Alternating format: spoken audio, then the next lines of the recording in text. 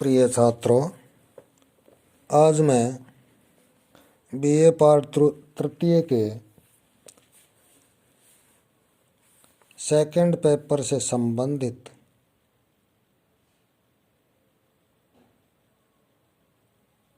जिसका नाम आधुनिक विश्व का इतिहास है, उसके एक महत्वपूर्ण व्याख्यान पर चर्चा कर रहा हूँ। इस व्याख्यान में मैं आपको प्रथम विश्व युद्ध के कारणों के बारे में विस्तार से चर्चा करूँगा। इससे पहले मैंने आपको प्रथम विश्व युद्ध की पृष्ठभूमि के बारे में बता दिया है। अब इनके कारणों का मैं विस्तृत विवरण आपको प्रस्तुत करने जा रहा हूँ।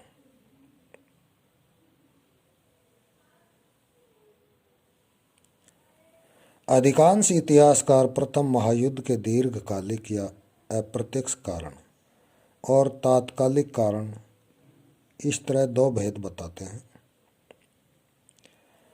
पिछले कई वर्षों से ऐसे अनेक कारण यूरोप में एकत्रित होते जा रहे थे, जिनकी वजह से किसी भी एक देश या वर्ग को दोषी नहीं ठहराया जा सकता। वास्तव में यह हल नहीं निकाला जा सकता कि युद्ध 1914 में ही क्यों हुआ। विभिन्न परिस्थितियों के मिलने से कोई भी चिनगारी प्रचंड अग्नि का रूप धारण करने की क्षमता रखती थी, और प्रथम विश्व युद्ध के समय भी ऐसा ही हुआ।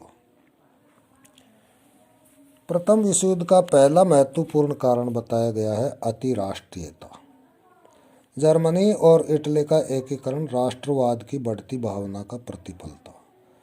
उग्र राष्ट्रवाद का रूप उस समय देखने में आया जब ऑस्ट्रिया हंगरी साम्राज्य के अधीन विभिन्न राज्य, जो सांस्कृतिक दृष्टि से ऑस्ट्रिया से कोई साम्य नहीं रखते थे, प्रतिक्रियावादी शक्तियों द्वारा दमन चक्र के शिकार हुए।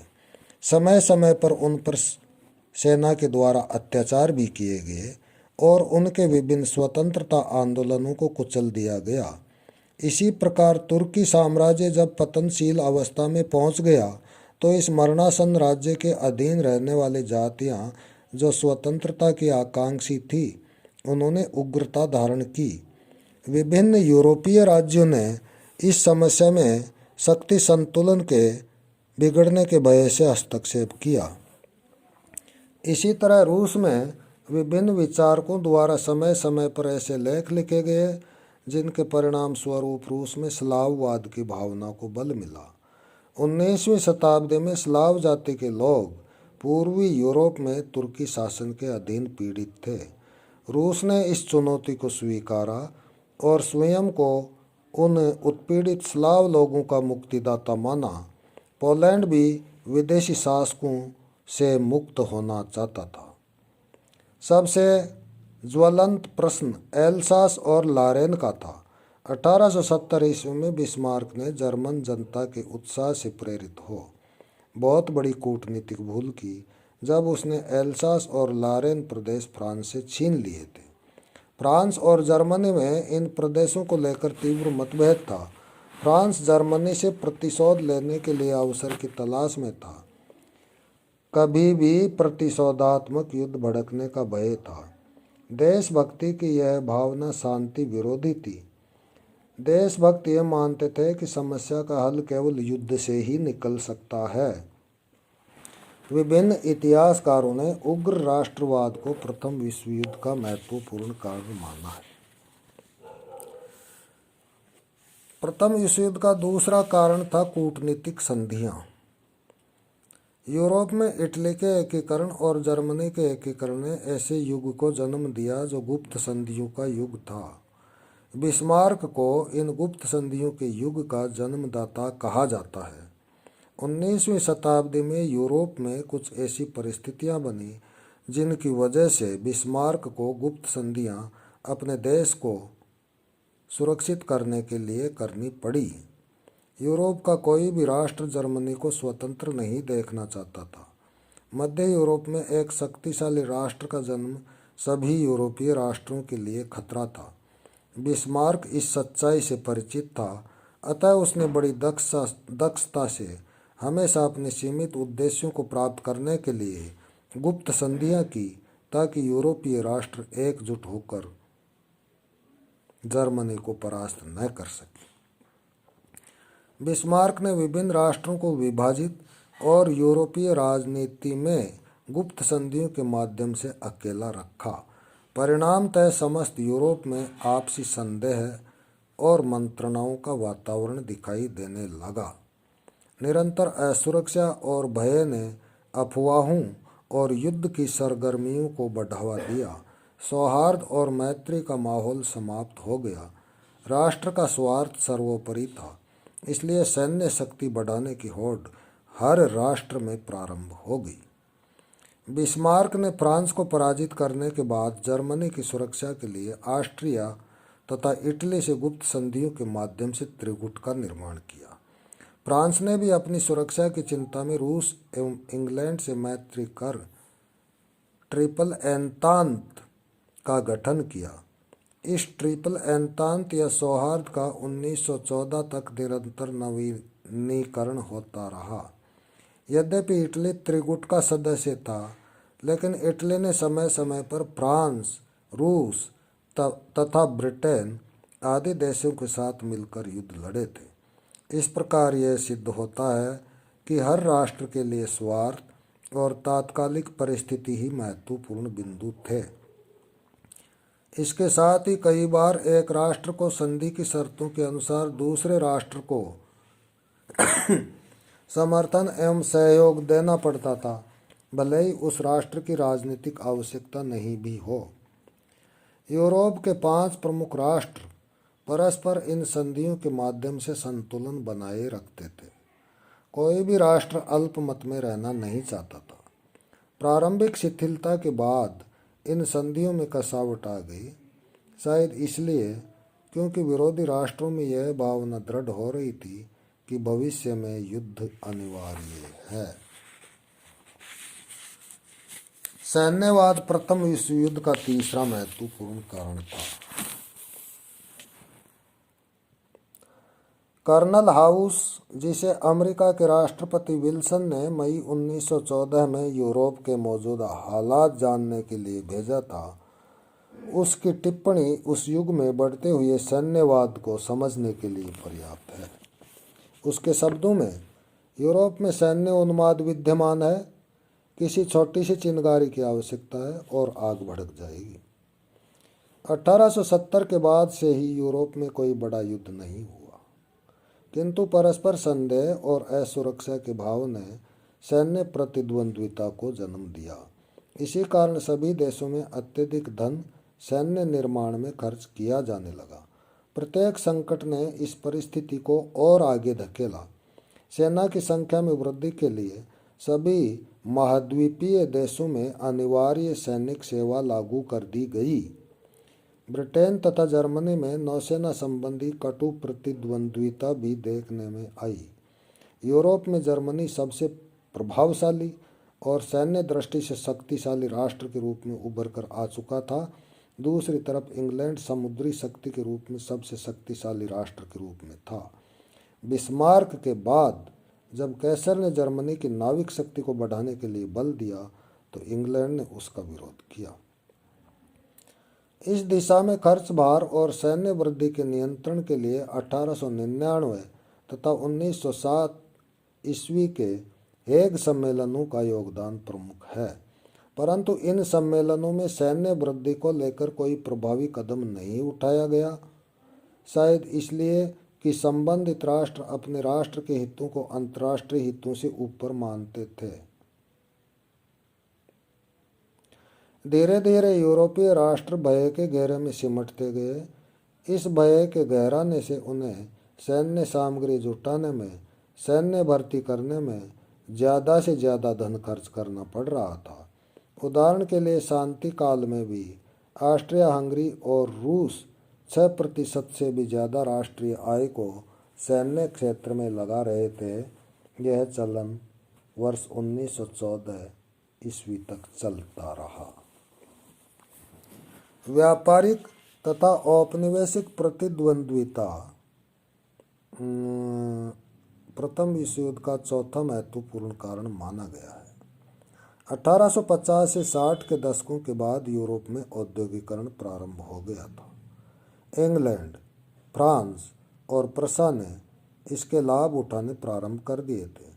बिस्मार्क की सूझबूझ से जब जर्मनी का एकीकरण हो गया तो 1871 के बाद जर्मनी का आर्थिक विकास बड़ी तीव्र गति से हुआ। इसका परिणाम यह हुआ कि वह इंग्लैंड का प्रतिद्वंद्वी बन गया। 1888 के बाद जब जर्मनी में कैसर विलियम द्वितीय राजा बना और बिस्मार्क के युग का अंत हो गया,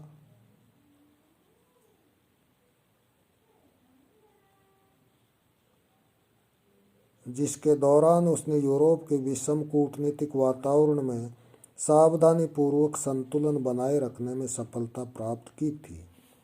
बिस्मार्क के कार्यकाल में जर्मनी में अभूतपूर्व प्रगति हुई थी।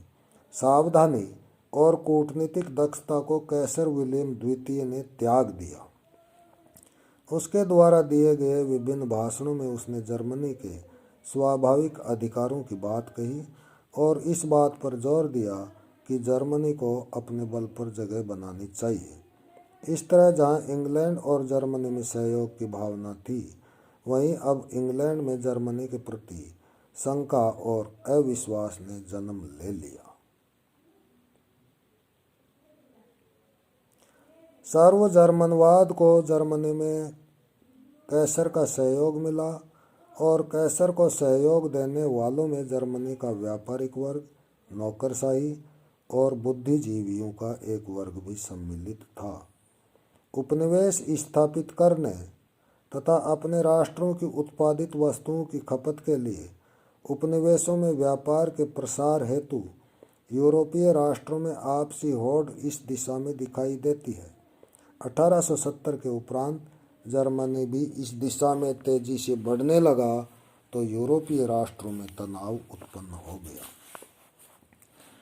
व्यापारिक और बाजारों पर नियंत्रण तो यूरोप के बाहर इन यूरोपीय राष्ट्रों में तनाव का कारण बना ही, लेकिन इसके साथ साथ राजनीतिक और सामरिक दृष्टि से महत्वपूर्ण ठिकानों पर ये राष्ट्र अधिकार चाहते थे। यह स्थान नहीं मिलने पर इनके राष्ट्रीय सम्मान को आघात पहुंचता था और ऐसा प्रतीत होता था कि आंशिक और वित्तीय लाभ राष्ट्रीय गौरव के सम्मुख गौण हो गए थे। आंग्ल जर्मन नौसैनिक प्रतिद्वंद्विता ने फ्रांस और ब्रिटेन के बीच नौसेना संबंधी सहयोग करवाया। जर्मनी ने तकनीकी तथा औद्योगिक विकास के फलस्वरूप तीव्र प्रगति की थी। इसका परिणाम यह हुआ कि वे हर क्षेत्र में शिखर पर पहुंच जाना चाहते थे। इस भावना को गति बिस्मार्क के बाद वहां के शासक द्वारा प्राप्त हुई, जो कि महत्वाकांक्षी था और जर्मनी की उपलब्धियों के प्रदर्शन में भी विश्वास रखता था। जर्मनी को और अधिक मजबूत बनाने के लिए भी उसने जल सेना को मजबूत करना आवश्यक माना। व्यापारिक दृष्टि से भी जर्मनी के लिए यह जरूरी था कि वहाँ अच्छे किस्म के जहाज़ों का निर्माण हो ताकि जर्मनी का व्यापार यूरोप के बाहर अन्य राष्ट्रों में भी हो सके। ब्रिटेन जर्मनी के इस दिशा में बढ़ते हुए कदम को रोक देना चाहता था, क्योंकि उसका यह मानना था कि इससे यूरोप का शक्ति संतुलन बिगड़ जाएगा। प्रथम विश्व युद्ध का अगला महत्वपूर्ण कारण था समाचार पत्रों की भूमिका। अनेक इतिहासकारों ने समाचार पत्रों तथा जनमत को भी विश्व युद्ध के अनुकूल परिस्थिति बनाने के लिए उत्तरदायी ठहराया है। राजनीतिक तनाव को, गुटीय ईर्ष्या और वैचारिक असमानता को समाचार पत्रों ने खूब प्रचारित किया। अंतर्राष्ट्रीय संबंधों में तनावपूर्ण स्थिति उत्पन्न करने के लिए समाचार पत्रों के योगदान को नकारा नहीं जा सकता है। वास्तव में जब विदेश मंत्रालय तथा मंत्रिमंडलों के विचार प्रमाण सहित समाचार पत्रों में छपते थे तो निसंदेह इनका प्रभाव किसी भी राष्ट्र के लिए महत्वपूर्ण होता था। 1914 से पूर्व यूरोप में एक ऐसा मनोविज्ञान व्याप्त था कि प्रत्येक नागरिक और सरकार अपने राष्ट्र को मजबूत बनाने का स्वप्न देखते थे। इस तरह पड़ोसी राष्ट्रों में मैत्री और शत्रुता या सहिष्णुता को बढ़ाने या कम करने में समाचार पत्रों का योगदान स्पष्ट था। जून 1914 के प्रारंभ में सेंट पीटर्सबर्ग से प्रकाशित होने वाले समाचार पत्र में प्रमुख पंक्तियां थी, रूस तैयार है, फ्रांस को भी तैयार रहना चाहिए। इस समाचार की जर्मनी में तीखी प्रतिक्रिया हुई। आपसी संदेह को बढ़ावा मिला। सभी राष्ट्र समाचार पत्रों के माध्यम से उग्र राष्ट्रीयता की भावना को प्रदर्शित कर रहे थे। ऐसे में युद्ध का वातावरण बनना स्वाभाविक था। प्रथम विश्व युद्ध का छठा कारण था यूरोपीय राष्ट्रों में उचित नेतृत्व का न होना। यह दुर्भाग्य का विषय है कि यूरोप में कोई भी ऐसा राजनयिक या अंतर्राष्ट्रीय स्तर का नेता नहीं था जिसमें ऐसी वैचारिक परिपक्वता लक्षित हो पाती जिससे प्रेरित होकर अन्य राष्ट्र युद्ध की संभावना को टाल देते। ऐसा कोई भी दूरदृष्टा राष्ट्र को प्रभावशाली नेतृत्व देने वाला उस युग में नहीं हुआ। उस समय के विख्यात लेखक जॉर्ज ब्रेंडिस ने 1913 में एक लेख में यूरोपीय स्थिति का वर्णन करते हुए लिखा था कि यूरोपीय युद्ध सभी यूरोपीय राष्ट्रों के लिए अभिशाप सिद्ध होगा, लेकिन इन वर्तमान वर्षों में सभी में यह दृढ़ विश्वास हो चला है कि युद्ध एक अनिवार्य नियति है और अंततः यह न्याय देने वाला सिद्ध होगा। कहने का मतलब यह है कि सही दिशा में सोचने वाले व्यक्तियों की उस युग में नितांत कमी थी। यह भी एक ऐतिहासिक विडंबना है कि जर्मनी को बिस्मार्क के बाद एक ऐसे नेतृत्व की आवश्यकता थी जिसके बल पर न केवल जर्मनी अब तो विश्व के अन्य राष्ट्र भी जर्मनी की प्रगति से लाभान्वित होते। इंग्लैंड के प्रधानमंत्री विंस्टन चर्चिल ने बाद में जर्मनी के शासक कैसर विलियम द्वितीय की चारित्रिक विशेषता के विषय में कहा था कि वह नेपोलियन की तरह बनना चाहता है, बिना उसकी तरह युद्ध लड़े। वह नेपोलियन के हाव भाव की नकल करना चाहता है और म्यान में ही तलवार को चलाना चाहता है। वस्तुतः विलियम द्वितीय जर्मन जाति की सर्वोच्चता को विश्व में सिद्ध करना चाहता था। वह उत्तेजनात्मक भाषण देना पसंद करता था। विश्व में हम जर्मनवासी किसी से नहीं डरते, हम केवल ईश्वर से डरते हैं। इसी तरह समुद्र जर्मनी की महानता की अनिवार्य नियति है। हमारा भविष्य समुद्र में है, ऐसा विलियम द्वितीय का कहना था। अंतर्राष्ट्रीय अराजकता प्रथम विश्व युद्ध का 7वां महत्वपूर्ण कारण बताया गया है। 19वीं शताब्दी में यूरोपीय राष्ट्रों ने औद्योगिक क्रांति के फलस्वरूप अप्रत्याशित उन्नति की। निर्मित वस्तुओं के लिए यूरोप के बाहर बाजार खोजने की होड़ ने उपनिवेशवाद को बढ़ावा दिया, तो यूरोपीय राष्ट्रों ने साम्राज्य विस्तार के लिए किसी भी माध्यम को अपनाना बुरा नहीं समझा। इन राष्ट्र के नेताओं ने अपने राष्ट्र के गौरव और समृद्धि को बढ़ावा देने के लिए अनैतिक तरीकों को भी अपनाया, जैसे कि विजित राष्ट्रों में अपने हितों को सर्वोपरि मानकर राजनीतिक हस्तक्षेप करना। इसके साथ साथ समान स्वार्थों के कारण इन राष्ट्रों में भी आपसी तनाव उत्पन्न हुआ। जर्मन सम्राट द्वारा विलंब से साम्राज्यवादी दृष्टिकोण अपनाने और फिर इस ओर गति से बढ़ने की आकांक्षा ने शक्ति संतुलन को बिगड़ने की संभावना उत्पन्न कर दी। ऐसा वातावरण जिसमें अंतर्राष्ट्रीय सहमति या राष्ट्रों में आपसी तालमेल अथवा समस्याओं के समाधान हेतु मतैक्य हो सके, इस तरह के प्रयास तो किए गए, किंतु ये प्रयास आपसी संदेह के घेरे के परे नहीं थे। 1871 के उपरांत अस्थिर यूरोपीय शक्ति संतुलन को स्थिरता प्रदान करने के लिए 1878 में बर्लिन कांग्रेस का आयोजन पहला प्रत्यक्ष उदाहरण इस दिशा में था, किंतु इसका परिणाम सभी राज्यों को असंतुष्ट करने वाला सिद्ध हुआ। पूर्वी समस्या का कोई हल नहीं निकाला जा सका। इस तरह के प्रयास होते रहे, जैसे 1912 में लंदन सम्मेलन बाल्कन का स्थायी हल ढूंढने की दिशा में और यूरोपीय शक्तियों में आपसी तनाव दूर करने की दिशा में सराहनीय कदम था, किंतु एक बार फिर ये उपलब्धियां अस्थायी सिद्ध हुई और समस्या ने फिर विकट रूप धारण कर लिया। अराजकता का पोषण पूर्णतः स्व केंद्रित भावना से भी हो रहा था। प्रत्येक राष्ट्र कितना सैन्य खर्च करे, किस राष्ट्र के साथ संधि करे, यूरोपीय राज्यों के निजी हितों के कारण इन विषयों पर कभी भी आम सहमति नहीं हुई। राजनीतिक और सैन्य विषयों पर निर्णय पूर्णतः एकाकी थे।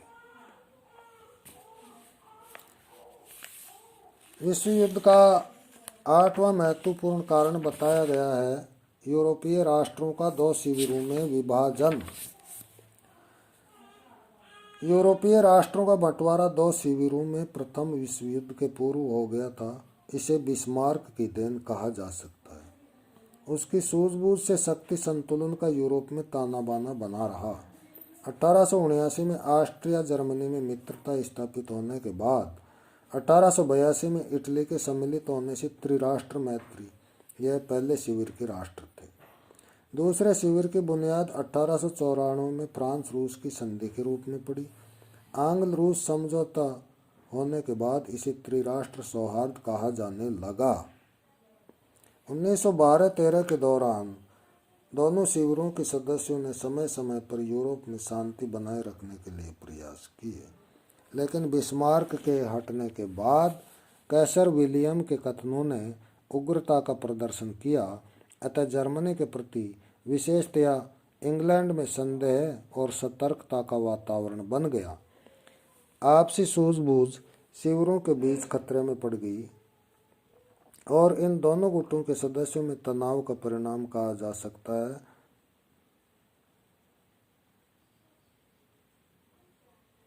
प्रथम विश्व युद्ध के रूप में यह व्यक्त हुआ। इस युद्ध का तात्कालिक कारण, जो नवा कारण बताया गया है, सेराजीवो का हत्याकांड या साराजीवो हत्याकांड बताया गया है। ऑस्ट्रिया और सर्बिया में आपसी मनमुटाव का इतिहास 1908 ईस्वी से ही विद्यमान था। सर्बियावासी सर्व स्लाववाद से प्रेरित थे। जून 1914 के अंत में ऑस्ट्रिया का युवराज फ्रांसिस फर्डिनेंड अपने साम्राज्य के नए प्रांत बोस्निया की यात्रा के लिए अपनी पत्नी के साथ गया। उसका यह कदम प्रजा का सद्भाव प्राप्त करने के उद्देश्य से था। यात्रा के दौरान कोई भी अशोभनीय घटना नहीं हुई। यात्रा के अंतिम दिन 28 जून को युवराज बोस्निया की राजधानी साराजेवो पहुंचा। यह दिन सर्बिया का राष्ट्रीय दिवस सेंट वाइट्स डे था। बोस्निया के अधिकारी वर्ग युवराज की सुरक्षा के लिए बहुत चिंतित नहीं थे। इसी बीच बोस्निया के एक विद्यार्थी गैवरिलो प्रिंसिप ने राजकुमार की हत्या कर दी। यहाँ पर फ्रांसिस फर्डिनेंड तथा विद्यार्थी प्रिंसिप को ऑस्ट्रिया के बहुराष्ट्रीय साम्राज्य तथा स्लाव जनता के मध्य संघर्ष के प्रतीक के रूप में देखा जा सकता है। विद्यार्थी प्रिंसिप एक गुप्त समिति युवा बोस्निया का सदस्य था। वह सर्बिया की काला हाथ नामक समिति का सदस्य नहीं था। इस समिति ने युवराज की हत्या की योजना बनाई थी।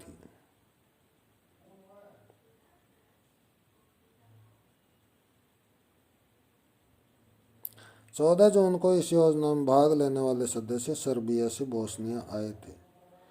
यूगोस्लाव इतिहासकार व्लादिमीर ददीजार ने उस समय के हत्याकांड का विस्तार से अध्ययन कर यह बताया है कि युवराज की हत्या उस समय के बोस्निया और सर्बिया की क्रांतिकारी समितियों का मिला-जुला प्रयास था।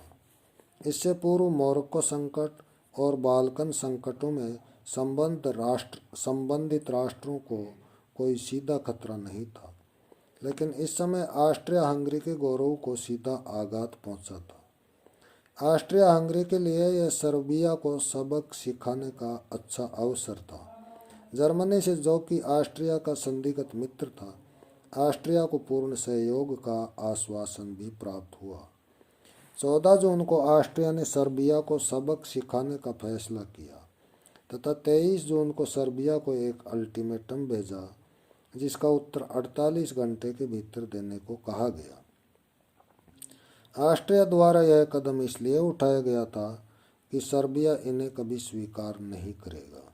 सर्बिया ने ऑस्ट्रिया की सभी शर्तों को स्वीकार कर लिया, सिवाय शर्त 6 के, जिसमें कहा गया था कि ऑस्ट्रिया सर्बिया के साथ मिलकर हत्या के उत्तरदायित्व के विषय में जांच करेगा। सर्बिया को रूस से मदद की पूर्ण आशा थी। इस अल्टीमेटम के विषय में जर्मनी तथा इटली से ऑस्ट्रिया ने पूर्व में विचार विमर्श नहीं किया ऑस्ट्रिया हंगरी के सभी राजनीतिज्ञ यह सोचते थे कि सर्बिया के कारण ऑस्ट्रिया हंगरी के अस्तित्व को खतरा है और इस खतरे से मुक्ति युद्ध के द्वारा ही हो सकती है। बाल्कन युद्ध में ऑस्ट्रिया हंगरी ने यह घोषणा की थी कि वह सर्बिया द्वारा तुर्क प्रदेश हथियाया जाना स्वीकार नहीं करेगा, पर इसके बावजूद जब सर्बिया ने कुछ महत्वपूर्ण प्रदेशों पर अधिकार कर लिया तब ऑस्ट्रिया हंगरी को चुप रह जाना पड़ा। उसी सर्बिया की सहायता से युवराज की हत्या की गई। ऐसे में ऑस्ट्रिया हंगरी के लिए अपने सम्मान की रक्षा करना जरूरी था। दूसरी तरफ फ्रांस ने रूस की सहायता का आश्वासन देकर उसे प्रोत्साहित किया। वास्तव में सभी राष्ट्र युद्ध को टालना चाहते थे, पर जहां यह विचार महत्व का हो कि एक राष्ट्र प्रमुख है और दूसरा नहीं, तो ऐसे में युद्ध ही अनिवार्य होता है, शांति नहीं। धन्यवाद छात्रों।